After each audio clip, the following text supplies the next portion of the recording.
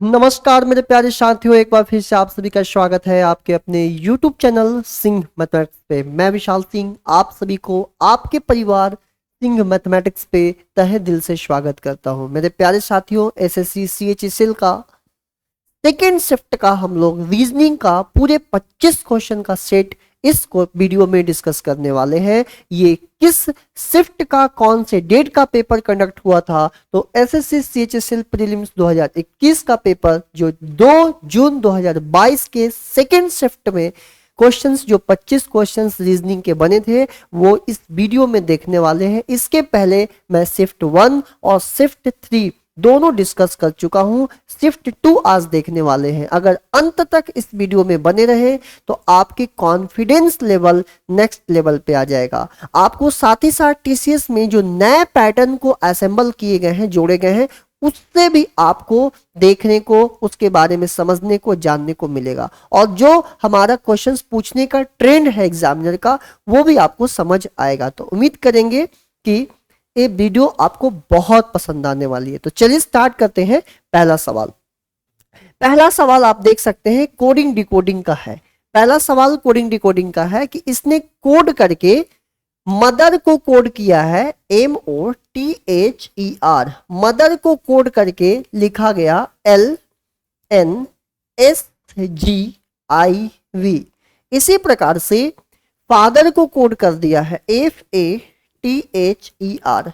Father को code करके लिखा गया है ZUSGIV। और आपसे डियर पूछा है कि वॉन्डर को कोड करके क्या लिखा जाएगा? आपसे पूछा है कि वॉन्डर को कोड करके क्या लिखा जाएगा। तो अब यहां पर समझिए, थोड़ा सा बुद्धि लगाना है। अगर मैं M से L देखूंगा तो M होता है 13, 13 में 1 माइनस करेंगे तो 12। O होता है 15, 15 में से 1 माइनस करेंगे 14। T होता है 20, 20 में से 1 माइनस करेंगे 19। H होता है 8, 1 माइनस करेंगे 7। E होता है 5, 1 माइनस करेंगे 4। लेकिन यहां तो D है ही नहीं। इसका मतलब है कि 1 माइनस वाला जो कॉन्सेप्ट है वो पूरी तरह से सारे लेटर में फिट नहीं हो रहा है। तो हमें दूसरा अप्रोच लगाना होगा। दूसरा अप्रोच कैसे लगेगा? ये ऐसे सोचिए, ये O है, ये L है, एक दूसरे के अपोजिट होते हैं। L और O एक दूसरे के विपरीत होते हैं।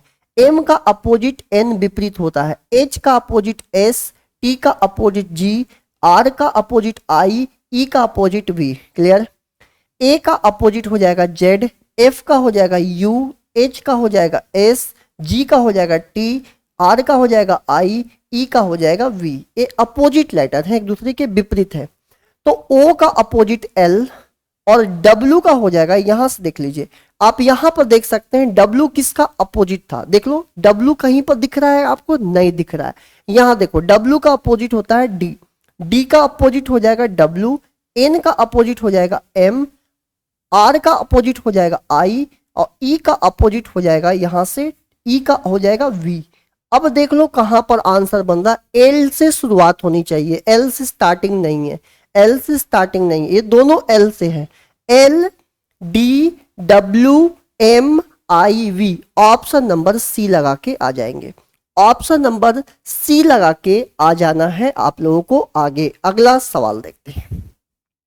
अब इस क्वेश्चन को देखिए कि एक्टर को कोड करके लिखा गया है। एक्टर को ACTOR, एक्टर को कोड करके लिखा है 136812। इसी तरह से हीरोइन को कोड करके लिखा है हीरोइन को कोड करके लिखा गया है 95128745। और आपसे पूछा है कि हीरो को कोड करने पे क्या आएगा। बहुत ध्यान से मेरी बातों को सुनिएगा और समझने का प्रयास करिएगा। ये दो कोड करके लिखे गए हैं और हमें हीरो का बताना है। ACTORHEROIN। दोनों में कोई सिमिलर टर्म मिल रहा है तो उसको देख लीजिए। तो दोनों में जो सिमिलर टर्म मुझे दिखाई दे रहा है, दोनों में सिमिलर टर्म क्या दिखाई दे रहा? O दिखाई दे रहा है क्या? O यहां पर भी दिख रहा है, O यहां भी दिख रहा है, O यहां भी दिख रहा है और O यहां भी दिख रहा है। ठीक है, तो O के लिए तो 8 आया है बोल सकते हैं। R के लिए ये 12 आया होगा। R के लिए 12 आया है क्योंकि देखिए R के लिए यहां भी 12 आया है। क्लियर है? तो एक चीज समझ आया कि R के लिए तो 12 आया है, और ओ के लिए 8 आया है, तो लास्ट में 28 कहां दिख रहा है? लास्ट में 28 नहीं बन रहा है, लास्ट में यहां भी 28 नहीं है, लास्ट में यहां भी 28 नहीं, ऑप्शन नंबर फर्स्ट लगा दीजिए। पूरा करने की जरूरत ही कहां है डियर, पूरा यही तो इस वीडियो की खासियत है। जब मैं कोई क्वेश्चंस बनाने का आपको तरीका डील करूंगा तो आप यही तो सीख रहे होते हैं कि पेपर में हमें कैसे टाइम को रिड्यूस करना है, किस प्रकार से सवाल को सॉल्व करना है। अब ये देखिए डिक्शनरी का सवाल, डिक्शनरी के सवाल में मैंने आप लोग को बताया था, जो बिल्कुल शुरुआत से कर रहे हैं समझिएगा। सी सब में कॉमन है, काट दो। सी सब में कॉमन है, ए सब में कॉमन है, काट दो। ए सब में कॉमन है। अब आ गया टी एल, यहां भी एल, यहां आर और एल। तो सबसे पहले बताइए एल पहले आएगा, टी और आर बाद में आएगा, तो आर के बाद टी आता है, आर के बाद टी आता है। इसका मतलब है कि लास्ट में 1 आएगा, लास्ट में 1 आएगा, फिर ये 2 आएगा, तो लास्ट में 21 देख लो। तो लास्ट में 21 तो भाई यहां नहीं बन रहा है, बाकी सब जगह बन रहा है। तो लास्ट में 1 आएगा पहले, क्योंकि अंत में टी जाएगा, फिर ये भाई आर आएगा। अब देखो एल यहां भी, एल यहां भी, एल यहां भी, तो एल के बाद सी है, सी है, ई है। मतलब यहां पर हुआ कि पांचवा वाला जो है ये यहां पर आएगा, और इसके पहले ये दोनों रहे होंगे, तो 521 बन रहा है।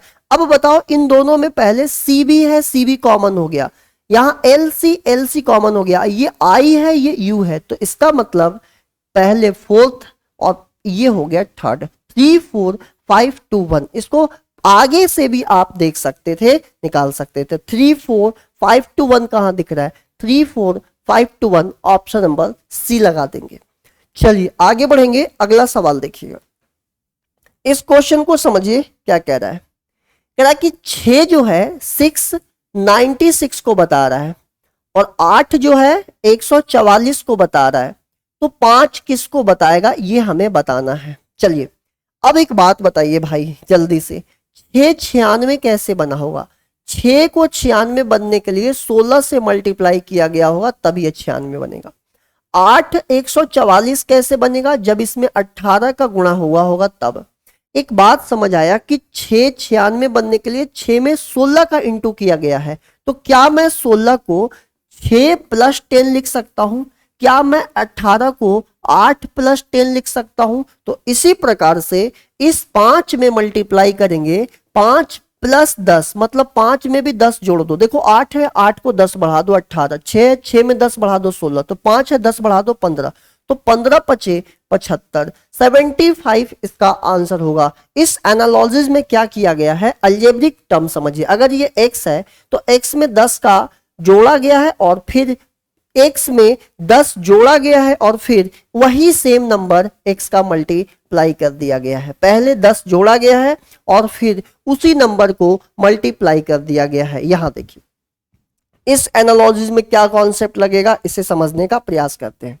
19 जो है 90 को बता रहा है, 25 किसे बताएगा हमें नहीं पता, 13 जो है वो 60 को बता रहा है। डियर समझना, 19 जो है 19 90 के आसपास जाओ, 19 को 90 के आसपास ले जाने के लिए 5 का मल्टीप्लाई करो।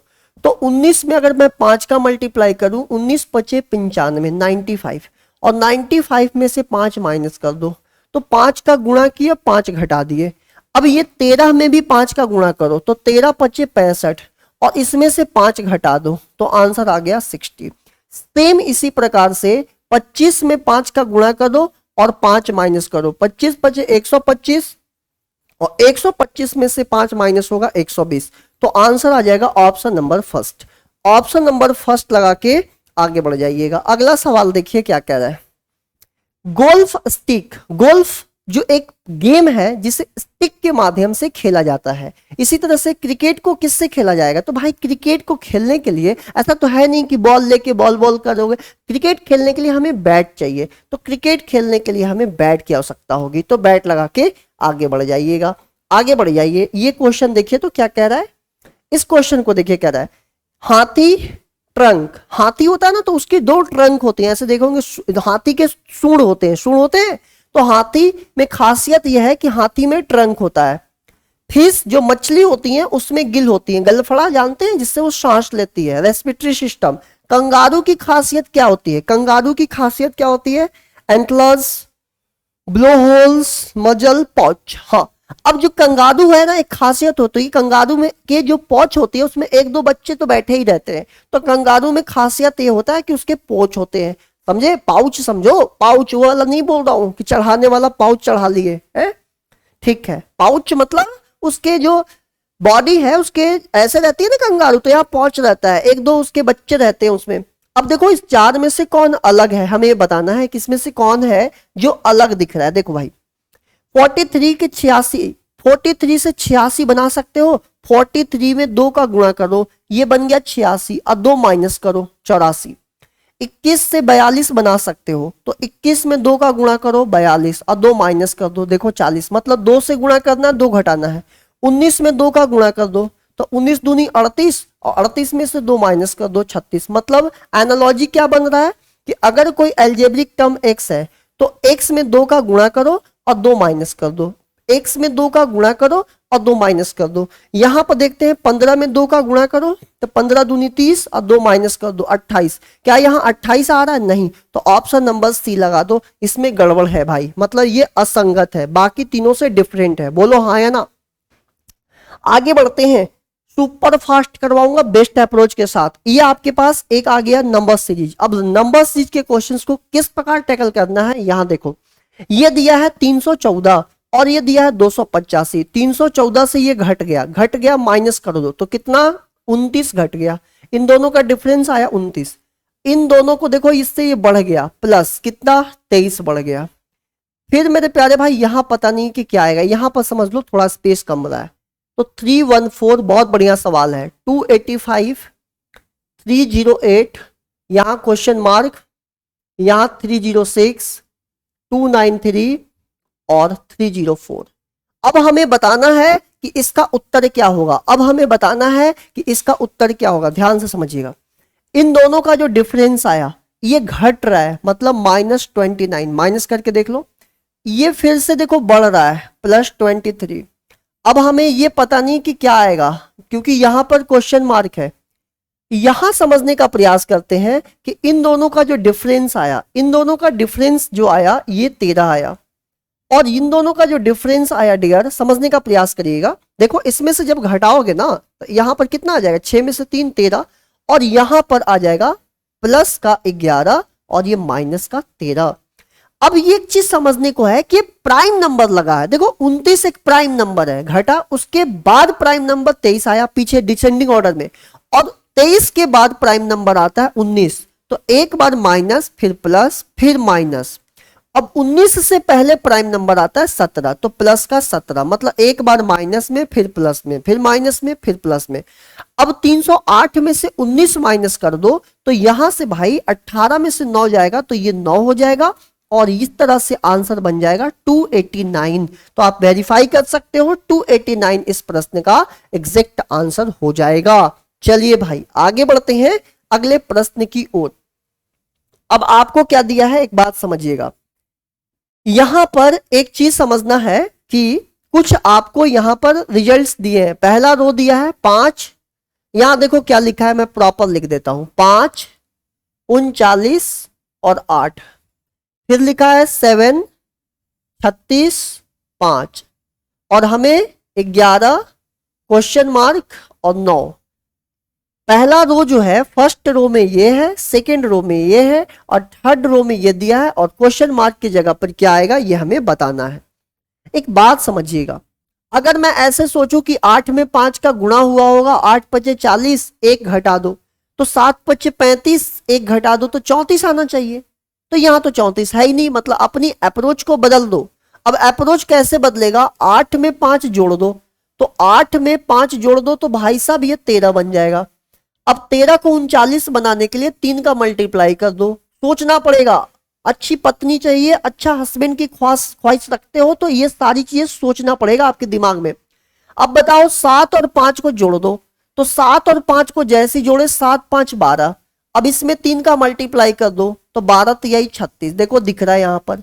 सेम कॉन्सेप्ट लगा दो कि इन दोनों को जोड़ना है, 11 में 9 जोड़ दो, 11 में 9 जोड़ दिए 20, और 20 में 3 का मल्टीप्लाई कर दो 60, तो आंसर आ जाएगा 60। तो क्वेश्चन मार्क की जगह लगा देना भाई 60। 60 इस प्रश्न का एग्जैक्ट आंसर हो जाएगा। आइए यहां देखते हैं क्या लग रहा है, क्वेश्चन मार्क के जगह पर क्या आएगा, T20, S19, R18, Q17, 16, 16 number पे P, तो P से शुरुआत होना चाहिए, ये कट गया, ये कट गया, ये कट गया, ऑप्शन नंबर डी। एक ही ऑब्जर्वेशन थोड़ा सा लगाओ, आंसर पाओ, ये सारी चीजें आपको सोचनी पड़ेगी भैया, सोचनी पड़ेगी, सोच लोगे। चलो यहां देखना, इस पे मैं दिखाता हूं, सी कौन से नंबर पे, तीसरे नंबर पे, जे कौन से, जे 10वें पे, तो 3 बन गया 10, कितना जोड़ा गया 7, अब 10 बन गया 17, कितना फिर से 7, अब देखो 17 बन गया 24, फिर से 7, अब 24 में 7 जोड़ोगे 31, 31 में से 26 निकाल दो 5, पांचवें नंबर पे कौन आता है, ई, ई से शुरुआत होना चाहिए, तो ये चला गया, ये चला गया, मतलब बी और सी में से कुछ भी हो सकता है, तो ई यहां भी है, सी यहां भी है, ई यहां भी है, सी यहां भी है, आर और ओ, मतलब थर्ड लेटर चेक करो, थर्ड लेटर चेक कर लेते हैं। चलो देखो थर्ड लेटर चेक करके दिखाता हूं। थर्ड यहां क्या है, ई, पांचवें नंबर पे, ये क्या है 1, मतलब 5 में से 4 घटेगा तब 1 आएगा, फिर इसमें से 4 घटेगा तब जाकर ये 23 नंबर पे आएगा, फिर इसमें से 4 घटेगा तब 19 पे आएगा, 19 में से 4 जाएगा 15, और 15 नंबर पे ओ होता है। सभी लेटर का पोजीशन याद कर लो, मतलब ये नहीं होगा, बी होगा। सभी इंग्लिश के अल्फाबेट्स के पोजीशन तो एकदम रटे होने चाहिए भाई, पोजीशंस तो ऐसे रटे होने चाहिए कि कोई नींद में भी पूछे ना तो आपको आना चाहिए कि पोजीशन क्या होगा। देखो कह रहा कि उस अक्षर का चयन करें जो डी दिखने वाले विपरीत फलक पे होगा, मतलब डी के अपोजिट होगा। यहां देखो क्या क्या कॉमन है, पहले देखो ई और सी कॉमन है, तो ई और सी यहां भी और ई और सी कॉमन है, यहां पर ई और सी दोनों में कॉमन हो गए, ई और सी दोनों में कॉमन हो गए, तो अगर पासे पे दो फलक के पोजीशन कॉमन हो गए तो जो बच जाता है वो एक दूसरे के अपोजिट हो जाएंगे, ये एक दूसरे के अपोजिट हो जाएंगे, मतलब डी और एफ एक दूसरे के अपोजिट हो जाएंगे। तो भाई साहब डी का अपोजिट क्या हो जाएगा भाई, एफ हो जाएगा, तो आंसर लगा दीजिएगा एफ। एफ इस प्रश्न का क्या होना चाहिए, आंसर होना चाहिए। अब यहां देखिए इस सवाल को देखिए, बढ़िया मजेदार सवाल दिख रहा है। कह रहा है कि यदि 31 दिसंबर 2009 को, अगर 31 दिसंबर 2009 को कौन सा डे था, अगर गुरुवार था, मतलब थर्सडे था, अगर इस दिन गुरुवार था तो बता दीजिए कि 25 दिसंबर 2010 को कौन सा दिन होगा। ये हमारा क्वेश्चन है कैलेंडर का। देखिए ध्यान से समझिएगा भाई, बहुत ध्यान से। 31 दिसंबर 2009 से हमें 2010 में जाना है, मतलब वर्ष 1 साल बढ़ गया, हमारा साल 1 साल बढ़ गया, महीने में कोई चेंज नहीं है, दिसंबर दिसंबर।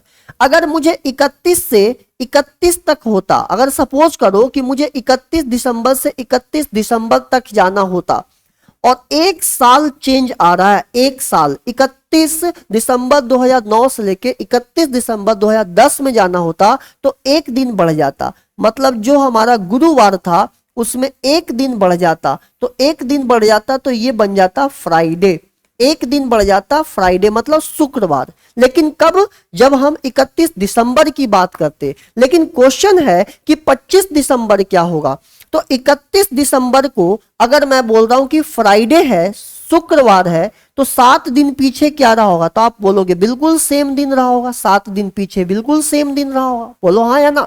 31 तारीख को उसमें से 7 घटा दो तो 24 तारीख को 7 माइनस कर दें, 7 माइनस कर दें तो 24 तारीख को भी ये रहा होगा, 7 माइनस कर दें तो वही दिन फ्राइडे रहा होगा। तो 24 तारीख को अगर फ्राइडे है तो 25 को कौन सा दिन आया होगा, फ्राइडे में 1 जोड़ दो, तो फ्राइडे में 1 जोड़ देते हैं तो दिन रहा होगा सैटरडे, शनिवार की दिन रही होगी, शनिवार के दिन। तो बहुत ही सुंदर आसान सा सवाल था और ये आप लोगों ने कर लिया। चलिए भाई, अब ये मैथमेटिकल ऑपरेटर के सवाल एग्जाम में बहुत बन रहे हैं, मैथमेटिकल ऑपरेटर के सवाल बहुत बन रहे हैं और ये क्वेश्चन आपको तब अच्छे से समझ आने लगेगा जब आप मैथ्स में सिंप्लीफिकेशन भी बोर्ड मास वाले चैप्टर्स को बहुत अच्छे से पकड़ में ला लेंगे। और मैथमेटिक्स वाला जो पार्ट है ये बहुत ज्यादा पूछा जा रहा है रीजनिंग में, 5 से 6 क्वेश्चंस भी रीजनिंग में एक ही सेट में मैथमेटिकल ऑपरेटर के क्वेश्चंस देखने को मिले हैं। अब देखिए इसके करने के कुछ आपको तरीका बता रहा हूं जो काफी हेल्प करेगा। पहले आप डिवाइड पे फोकस करो। अगर मैं इस डिवाइड को देखता हूं तो यहां आएगा पहले नंबर पे, तो 16 को 6 से भाग देंगे तो पूरी पूरी भाग नहीं लगेगी, मतलब ये कभी नहीं हो सकता क्योंकि फ्रैक्शन में नहीं बनेगा। अगर मैं यहां समझूं कि इक्वल टू यहां ले लेते हैं, तो ये देखो इतना बड़ा वैल्यू है, इतना बड़ा वैल्यू, और इन सब को सॉल्व करने पे क्या ये 3 के बराबर होगा? कभी नहीं, नेवर पॉसिबल। चलो इसको भी हटा दो। अब हमें क्या करना है, अगर हम इसको देखते हैं कि यहां इंटू लगा दिया, यहां माइनस लगा दिया, यहां इक्वल टू लगा दिया, यहां डिवाइड, तो समझने वाली ये बात है कि 81 को 3 से भाग देंगे तो 27 आ जाएगा। ठीक है, अब देखो 16 6 96, और 96 में 96 में से 69 माइनस करेंगे तो ये भी 27, मतलब 27 बराबर 27, ऑप्शन नंबर बी। अगर आपकी कैलकुलेशंस अच्छी है, सिंप्लीफिकेशन भी बोर्ड मास पे पकड़ है, तो आप ये क्वेश्चंस मैथमेटिकल ऑपरेटर या मैथमेटिकल ऑपरेशन के क्वेश्चन को बड़े अच्छे से कर सकते हैं। कोई बात नहीं है, अगर नहीं भी है तो हम यहां मजबूत करवा देंगे। देखिए अगर मैं यहां डिवाइड देखता हूं तो 127 को 13 से भाग देंगे तो भाग नहीं जाएगा। अब मैं क्या किया, ये प्लस ले लिया, ये बराबर ले लिया, ये प्लस ले लिया, ये माइनस ले लिया। अब एक चीज सोचिए, इसको जोड़ने पे बन रहा 140 बराबर, इनको जोड़ने पे 132 में से माइनस होगा, कभी भी बराबर नहीं होगा, काट दो। देखो मैं इतना फास्ट कैसे कर रहा हूं, कैलकुलेशंस आपकी सिंप्लीफिकेशन अच्छी होनी चाहिए। Minus into equals to minus. अब डियर देखो यहां से ये हो गया 39, 39 पहले मल्टीप्लाई होगा, और 127 में से अगर मैं 39 को माइनस कर दूंगा तो 17 में से ये जाएगा, ये 11, 88, और यहां भी देखो इसको भी सॉल्व करने पे 88। इसका मतलब भाई ऑप्शन नंबर बी हमारा इस सवाल का क्या हो जाएगा, आंसर हो जाएगा। इस सवाल का आंसर हो जाएगा। चलिए आगे बढ़ते हैं, अगला प्रश्न। यहां देखिए क्या कह रहा है, ए का मतलब है प्लस, तो जहां ए दिख रहा है वहां पर मैं प्लस ले लूंगा।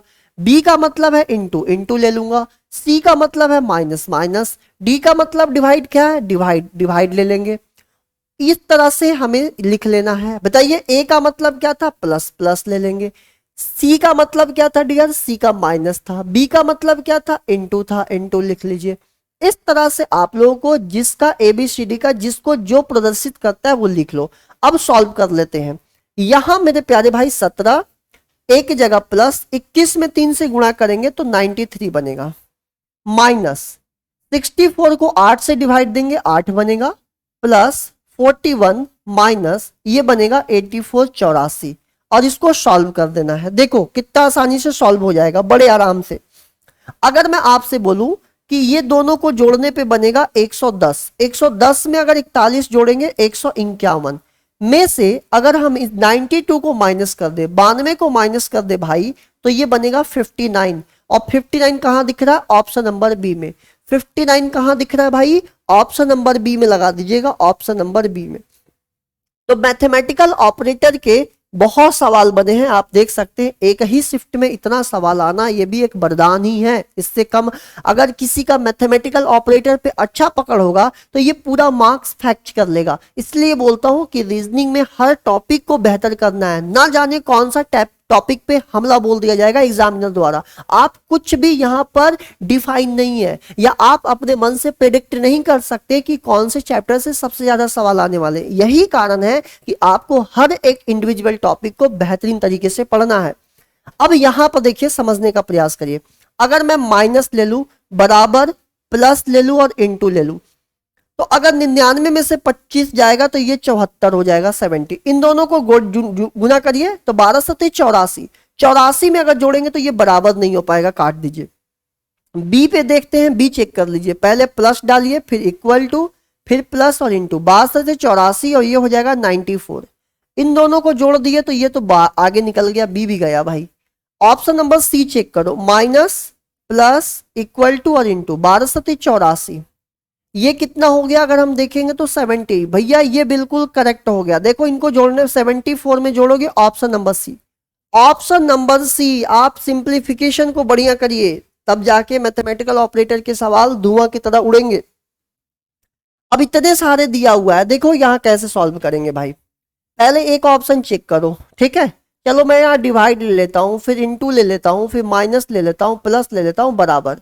तो पहले डिवाइड होगा। 16 को 4 से 4, 8 चौके 32, 32 में से 10 गया 22, 22 और 2 24, नहीं हो सकता। बी चेक करो, बी चेक करते हैं। पहले डिवाइड आएगा, फिर इंटू आएगा, फिर प्लस आएगा, माइनस आएगा, इक्वल टू 4 आ गया, 8 चौके 32, 32 में ये देखो 42, नहीं आएगा, ये भी काट दो। ऑप्शन नंबर सी, पहले इंटू, फिर यहाँ डिवाइड, फिर माइनस, फिर प्लस और बराबर। पहले हमें क्या करना है, डिवाइड। तो 4 को 8 से डिवाइड दोगे 2, 16 दूनी 32, यहाँ देखो 32, 32 में से 10 गया 22, 22 में 2 जोड़ दो, तो यहाँ भी ए बी ऑप्शन गया। चलो ऑप्शन नंबर डी, अब तो डी ही आंसर होगा, कोई रोक नहीं सकता। प्लस इंटू माइनस डिवाइड बराबर। अब पेपर में चेक करने की जरूरत नहीं है, ऐसे लगा दो। चलो मैं चेक कर लेता हूं। 8 चौके 32, ये हो गया 32, 32 में से 10, यहां सबसे पहले डिवाइड दे दो, ये 5 हो गया। क्लियर है? अब 8 चौके 32, 32 में से अगर 5 जाएगा 27, 27 में 16 जोड़ोगे तो आ जाएगा 43। तो चलो भाई आगे बढ़ते हैं, अगला सवाल देखते हैं, समझने का प्रयास करते हैं। और ये सवाल आ गया हमारा स्लॉग्स का, स्लोलिज्म का। बहुत सारे भाई का इंटरेस्टिंग टॉपिक है, काफी लोग इससे डरते भी हैं। चलो देखते हैं, इसका कुछ स्टेटमेंट दिया है। कह रहा है सभी चंद्रमा, ऑल मून्स आर सन।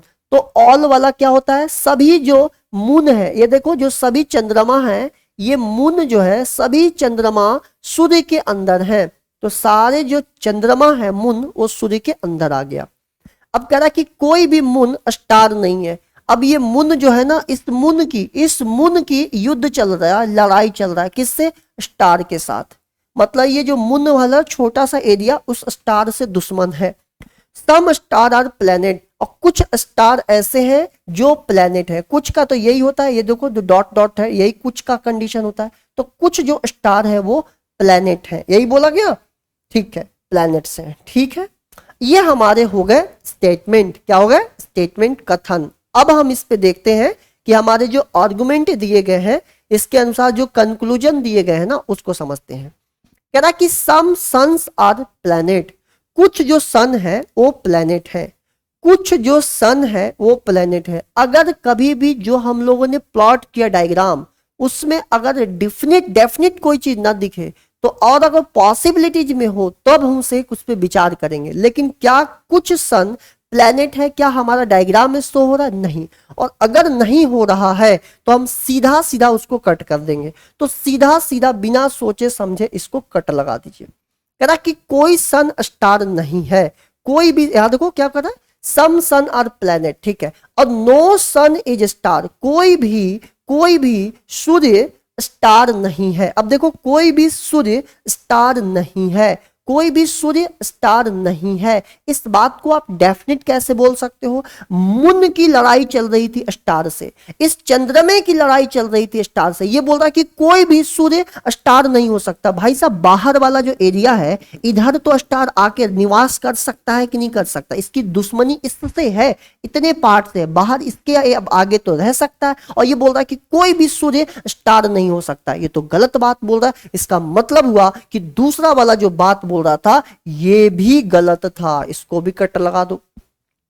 तीसरा, कोई भी ग्रह चंद्रमा नहीं, no planet is a moon, कोई भी प्लैनेट मून नहीं है। एक बात बताओ, कोई भी प्लैनेट मून नहीं है। जो प्लैनेट स्टार वाला में चला गया, जो प्लैनेट का मेंबर स्टार वाला में चला गया, इसकी तो चलो लड़ाई चल रही है, ये वाला का तो लड़ाई चल रहा है मून से। लेकिन जो बाहर है इसकी तो इसका दुश्मनी नहीं है। तो ये हम बात कैसे बोल सकते हैं? इसका मतलब हुआ कि ये तीसरा वाला जो पॉइंट है ये भी चला गया। तो तीनों के तीनों गलत है। आपको आंसर देना क्या पड़ेगा? यहां से देख लीजिए, both conclusion 1 2 follows, none of this conclusion follow, मतलब कोई भी अनुसरण नहीं करता है, कोई भी फॉलो नहीं कर रहा है, कोई भी फॉलो नहीं कर रहा है। ये देखो भाई, ये एक आपका मिरर इमेज का सवाल देखने को मिला है। देखो किस पे हिट करेंगे तो सेकेंडों में आंसर आ जाएगा। मैं आपको बताता हूं, 1 सेकेंड में आंसर निकालने का तरीका बताता हूं।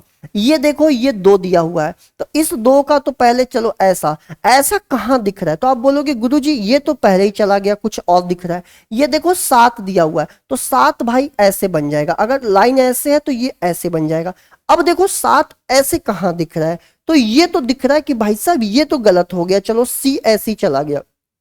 ये दोनों एक जैसे दिख रहे हैं। अब ये देखो, ये 4 दिया हुआ है, तो 4 यहां कैसे बनेगा? यहां इस प्रकार बनेगा। देखो यहां पर क्या दे दिया, ये भी कट गया। तो ऑप्शन नंबर बी लगा के आपको आगे बढ़ जाना चाहिए।